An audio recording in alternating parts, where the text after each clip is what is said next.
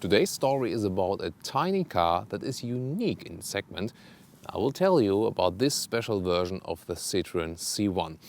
It's the sister model of the Toyota Aygo and the Peugeot 108, and everything on the exterior, interior and the driving experience will be today on Autogefühl, your #1 resource for in-depth car reviews and your #1 community to discuss cars with Thomas. So let's check out what's beneath this red soft top here. Let's go Autogefühl in full length, full HD and full screen. Enjoy and let's go.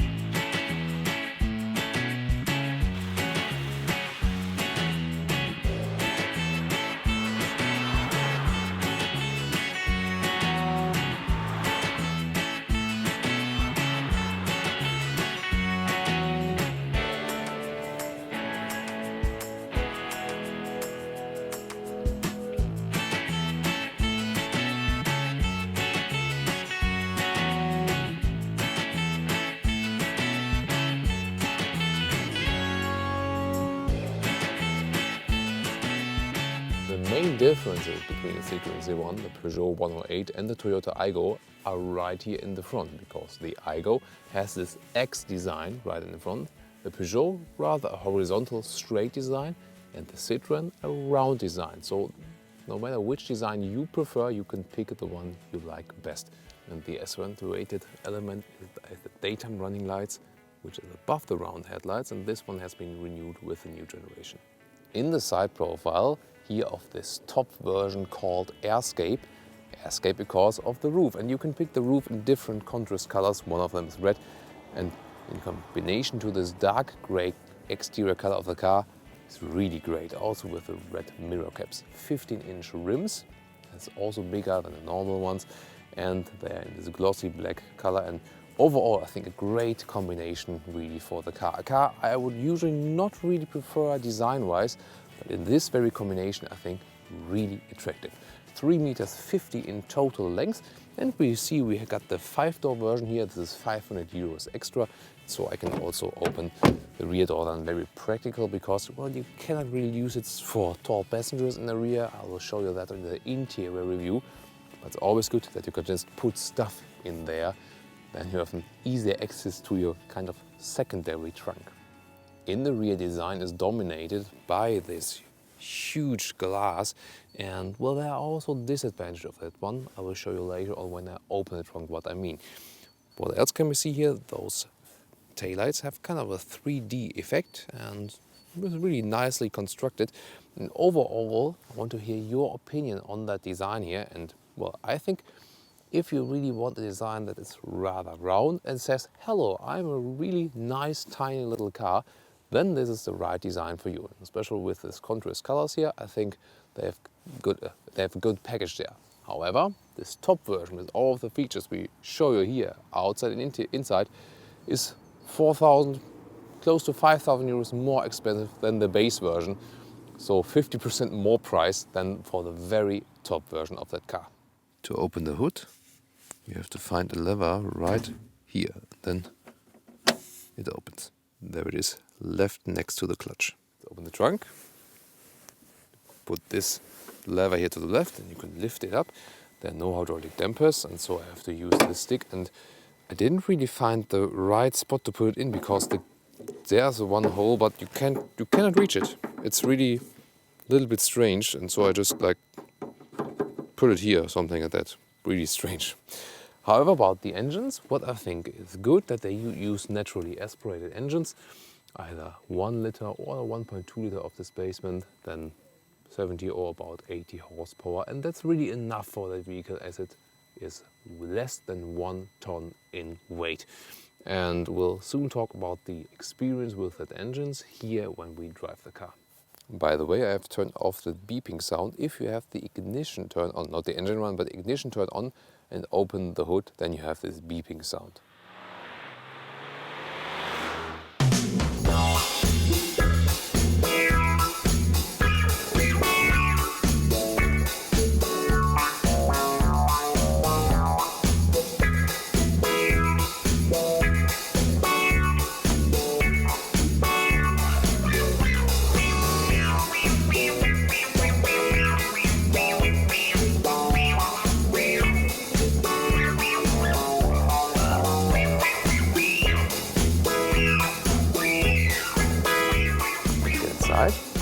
door.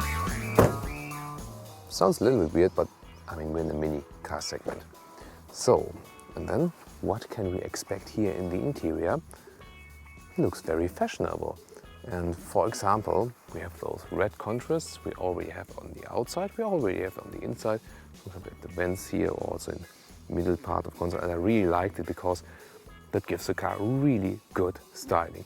You see not only red but also black glossy elements around this compact steering wheel, and everything looks kind of solid but also joyful. Highlights are definitely those seats. You see they have an integrated headrest. It seems to be very modern with the mini cars, because also the Volkswagen Up and the sister models do have that. Two cloth styling style, and well, they are not uncomfortable, the seats, and it feels also very well. So I really like those seats, not only design wise. Sitting here, well, it's not the most suitable place for tall people. Not from the seat, that's quite okay. You see it also, well, headroom wise, here it gets close, but in the middle it's still okay, although I have the panoramic roof. But for the steering wheel, cannot turning steering wheel in and out, just up and down. And it's very heavy because you see the whole stuff here, the whole instrument, it sits on the steering wheel. Strange solution. And then that's the maximum I can put the steering wheel up, and then still I could kind of steer the car with my knees. So if you're about 190 meters in height, that's definitely not the best solution for you. Well, there are many cars that are better in this respect, definitely. We can also link you some other reviews in the video description to that one. That's one negative aspect here about the car. A very rare perspective is this one. You don't even have them in convertibles, because now the camera can lie on the side of the car on the top there, and it brings, you see it, so much light into the interior, and I really love that. Then the joyful interior is even more stressed. And you see in the center setup, we see this big clock you can already see in the wide angle there at the center front screen. Let's see also a good cockpit overview. We also have some other nice surfaces, not only plain black plastic. Well, we do have it at the inside of the doors, but overall, I think for such a car in this price region, as it starts about 9,000 euros in Germany, for example, that's really acceptable from the interior. I do like the styling. What's your opinion on the styling and on the quality in the interior?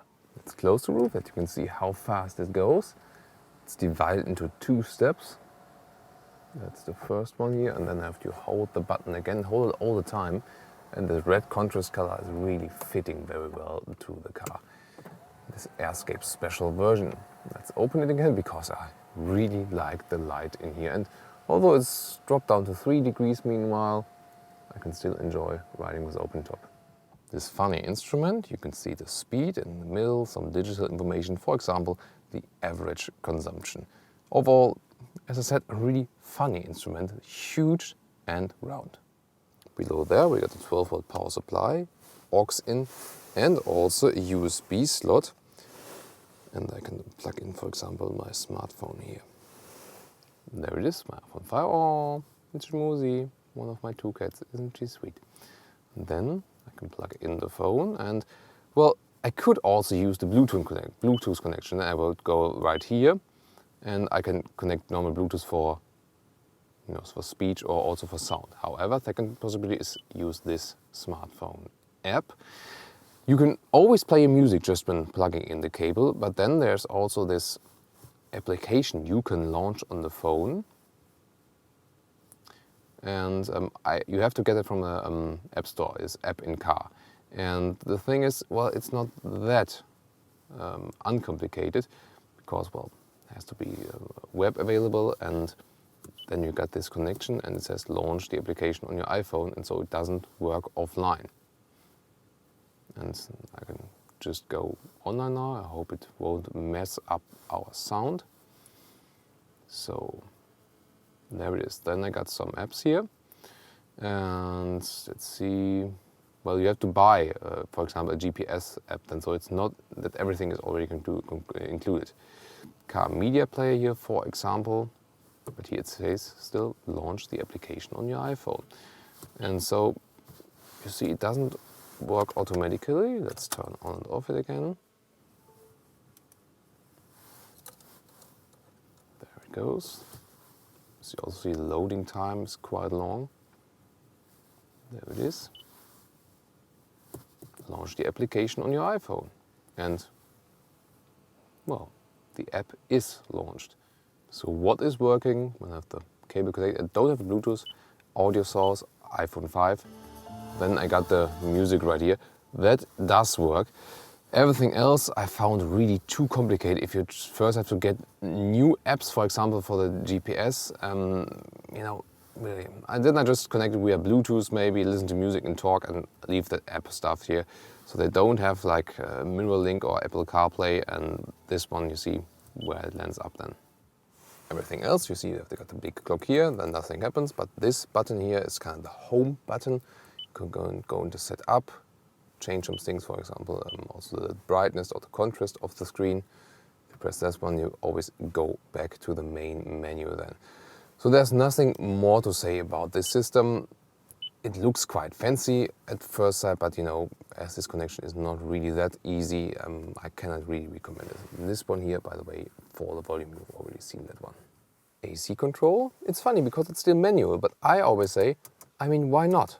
You see here, warm and cold, and you really have to use power. It's not electronic at all. Also for the vents here. And then even also to change from air from the outside and just circulating on the inside, you also hear that. Listen to it. You literally manually control it, really have to push it. But I mean, that's one thing that cannot be broken electronically, so I'm absolutely fine with it. This is the AC button here. And also where the vents are coming, you feel that you directly change it yourself. You hear it that something is working behind the dashboard. Storage spaces at the inside of the doors, you see larger bottles will not really work. Then the glove box, it's just falling down, not dampened, but you have plenty of space in here. That's nice. Then in the lower part, got something more for your smartphone, for example, or here even more space. That's quite good and well usable, definitely. And well, in the middle part, there's another central beverage holder right here. What about the space in the rear compartment? Of course, that's not the best for a mini car, but you know, let's see. By the way, the rear windows, you can flip them up here. That's, you know, to save some costs always. So, but it's not a typical car where you quite often travel with a lot of people in the back. Well, I remained the seat as I would be driving, and always stay clean. Well, I feel like a brick from Tetris now. You see, well, I don't have to tell you anything more about it, I think. We have had mini cars where you had more space in the rear, definitely. Of course, that's not the main purpose. So the rear is really for children, I would say. Let's open the rear hatch, and it seems to get dirty quite easily. I've just been to the car wash and already it's dirty again. Maybe it's something to do also with the building form.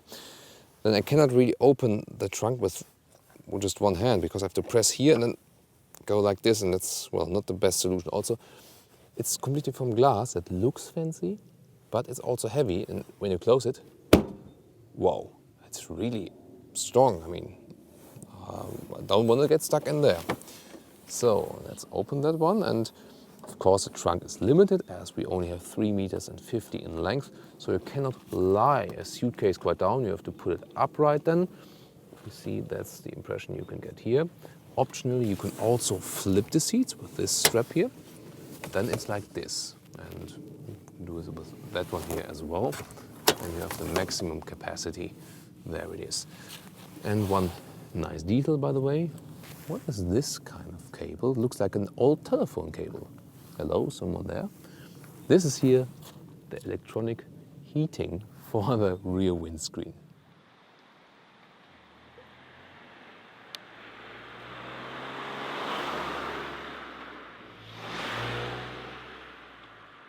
And we'll start riding the car with a U-turn to show you how narrow the turning circle is. Really fits great, not as small as in the Smart 4.2, but it comes close to it because the length of 3 meters and 50 with this car already gives you a very short turning circle. And we'll start, of course, with city driving, and today this is the most important part of this riding exercise. because it's a small city car, definitely a mini car. But there's one disadvantage here when being in a mini car, especially when you're in Germany, and it's that you get bullied, especially from behind, from other bigger cars that think, okay, you're just some poor stupid person driving a mini car and I'm the big man and I want to keep no distance at all and maybe want to annoy you a little bit. And that's really sad that we have that here in Germany, and it's always really when you're driving a mini car. But then again, you got a lot of advantages in the city as well, because it's absolutely no problem to go right, left, back again, turning around, finding any parking spot you might want to have, and then you are not getting annoyed by not finding any parking spot. Because when we are on our way with some of, for example, the huge SUVs, then sometimes you think, oh, wow, where should I park that one now when I want to stop wherever? And then you know, things get a little bit complicated, definitely. So when standing, the petrol engine is quite silent, relatively silent. When you really push the throttle, it gets quite loud. But just when it's like 4,000, 5,000 RPMs. And that's because it's a naturally aspirated engine, which I usually do favor, because then no turbo can be broken. And the naturally aspirated engines then usually last a little bit longer.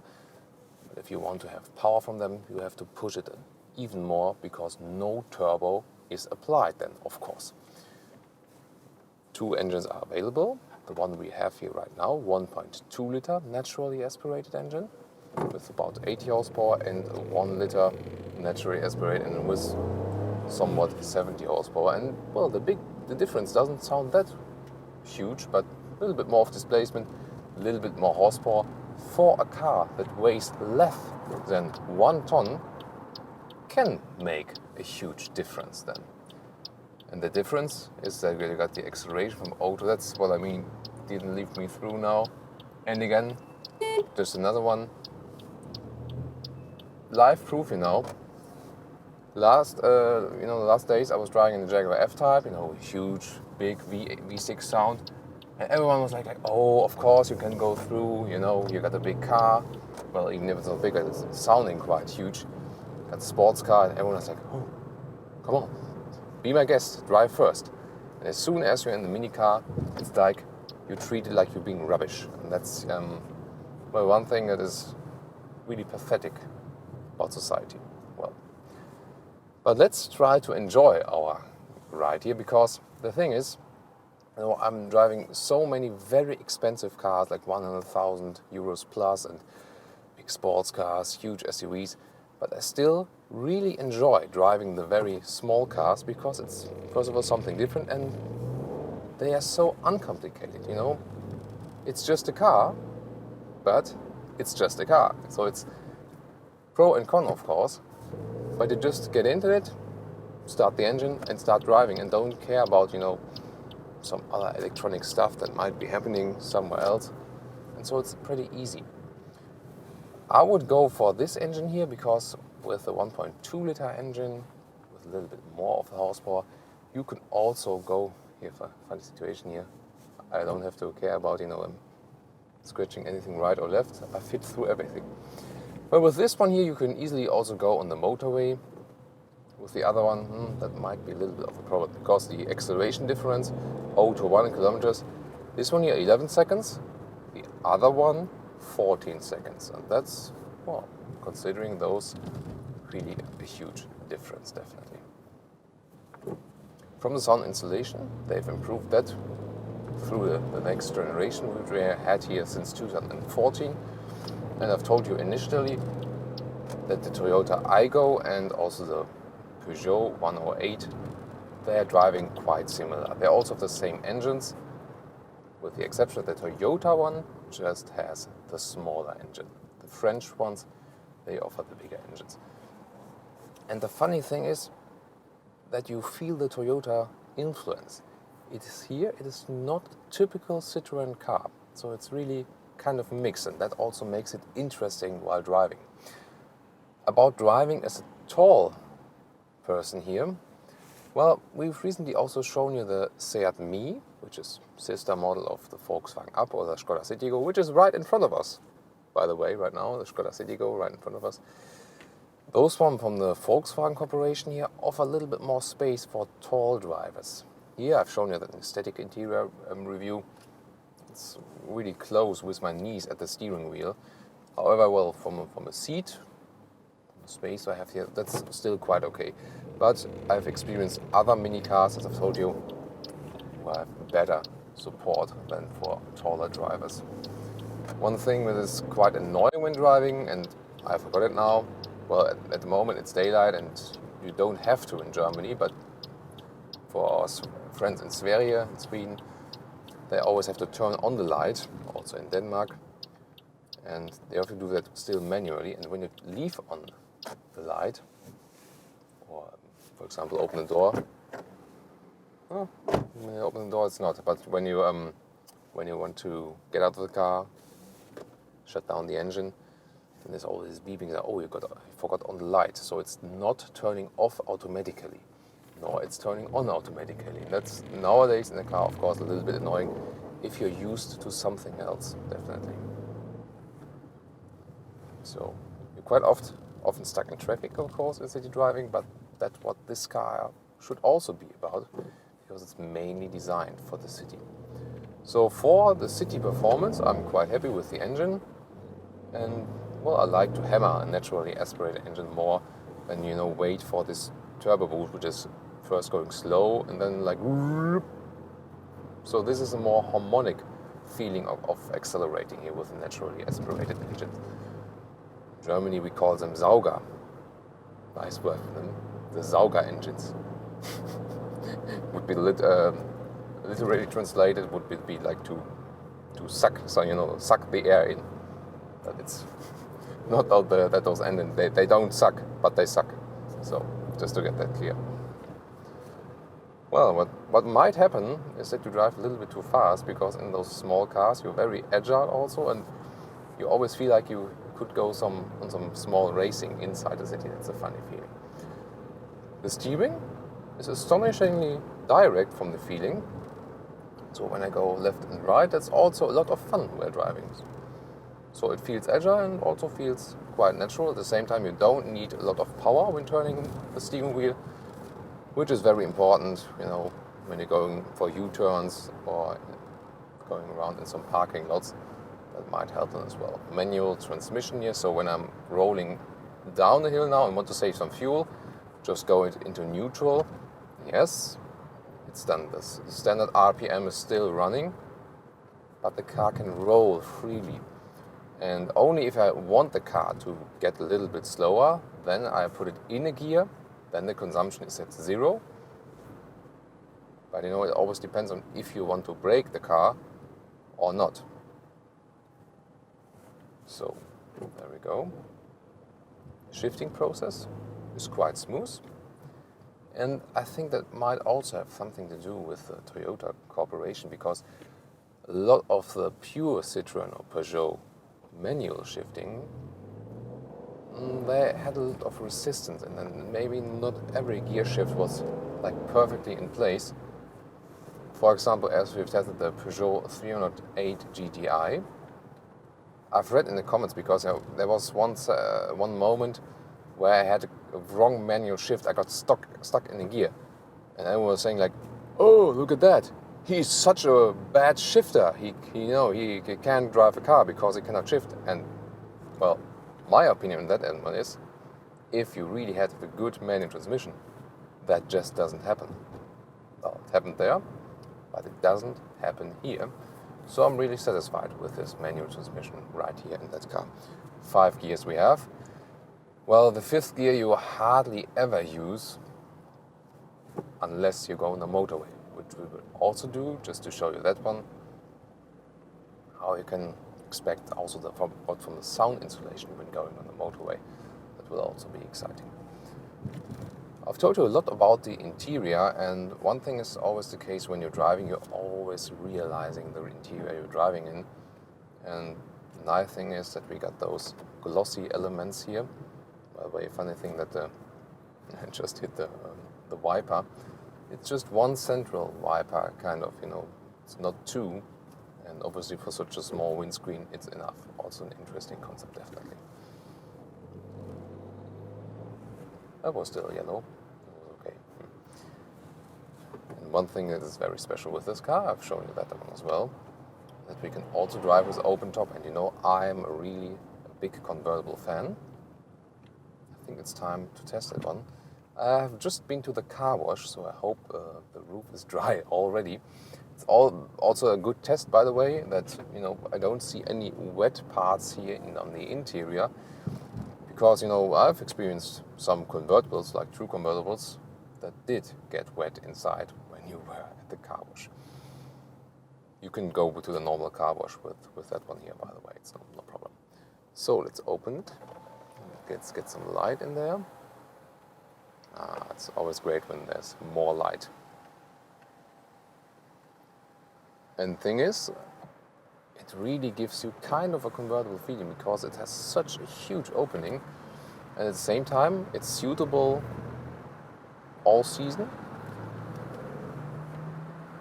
because it's still quite warm in here. Outside it's today about 5-6 degrees. Looks really great in the shot, doesn't it, with the open top now. And this can be one crucial reason to go for this very car, because tell me any other mini car that offers such a huge panoramic opening there. However, it's also something primarily for the city. The reason, you might maybe hear it on camera already now. Now I'm driving 70 kilometers an hour, and we already got a lot of wind noise from up there, although we have this kind of wind deflector in front. It's kind of in the net, which has to, improve the wind flow. That will still be okay, but if I go faster, that might sound a little bit weird. Above 80, I would say it's not really that suitable sound-wise anymore. But I really love it, especially when you're on countryside roads where you don't drive too fast, or in the city. That can really relieve your ride. So such a great feature, definitely, without having a pure convertible. Next model we have, that one in the model line from Citroen is the DS3. That one is also offering something like this. Close it again for the motorway. Another good thing is I can drive quite fast and still close it. You see, this is step one, and then I have to press it. Well, I have to hold it. I guess that it's a safety feature. That no hand of a child gets stuck in there. That you really have to hold it to close it further. Now it's a little bit more silent here again. Going already into fifth gear. And you can actually have a quite relaxing ride here. That's no problem. Due to the seats, they're also, it's not a real upright seating position, but it's also not lying down flat like, for example, in some of the small car segments. And that was what I was thinking about when driving the Seat Mii or the Volkswagen Up as well, also in comparison to the Polo or the Ibiza, that in those mini cars, they tend to have the seats a little bit more upright, and that's again good for tall people. So the rating, you see there's not much happening. I can show that for the record again, let's say fourth gear, 80 to 100, starting now. Everywhere there it is. Well, not much power, but I'm in fifth gear, and you can go with this on the motorways, absolutely no problem. The sound insulation is of course not superb, but with 100 kilometers an hour, that's still fine. And the car also still feels quite stable. I'm not sure if I would want to drive way faster than this, because the suspension is not really suitable for that one. But I mean, in general, for such a mini car, I think it's a good result. Here, of course, it's even a little bit louder with the soft top, so you also have a disadvantage with that one. But if I pick that car here, I would definitely go for that open top there, because it makes the car really unique. Again, the steering wheel remains quite calm also at higher speeds, and you still have very good control.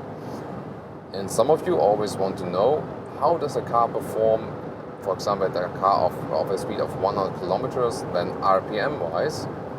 Let's see if we got straight part of the track here. So let's drop back to 100 kilometers an hour. 100 below 3000 RPM. So I think for such a small engine, that's still a reasonable result. Average consumption, maybe seen it also from the other camera shot already, is at 6.5 liters on 100 kilometers. We had the most of the time city driving with that one. That puts the consumption a little bit more up. But again, I mean, it is a city car, so that's also a realistic value. And well, it's not that bad, but for such a small car and a car that weighs, below 1 ton, consumption still should be lower. Never in the sound, by the way, in the third gear. Well, I'm quite okay with the sound. Now the favorite discipline going in a full circle. We get, of course, a little bit of tilting of the car. It's not really that sporty, but it's still fun to drive the car. It's really, I would rather say in this case, it's really funny than fun. Because it's so small. And however, the Smart 4 by the way, you get more response there from the suspension, so you can drive the Smart even sportier. And not only because it has an even shorter length, but also suspension-wise. So I think we can open the roof again. So we're going slower now. We can enjoy our ride even more. Yeah, it opens completely then. This is really great. It's convertible time on Autogefühl, almost convertible time. For example, now I'm in neutral, let the car roll a bit. So if I want to get slower, I put in the gear. Yeah, I think those were here our driving impressions. Got the most of the city part and the Autobahn riding. Now we're getting outside again to the countryside a little bit. And also the engine sound is kind of a little bit funny as well. And maybe less last remark, the turning indicator, that sound could also be a little bit improved, because I think it sounds a little bit cheap. And with such details, you can also fine-tune the experience we have when driving a car, definitely. But overall, I think they've done a quite good job. Also, from the driving experience we have here, I think especially Peugeot and Citroen profited from this cooperation here with Toyota. If you're interested how the Aygo is driving, that review will also be linked in the video description. Also check out that review.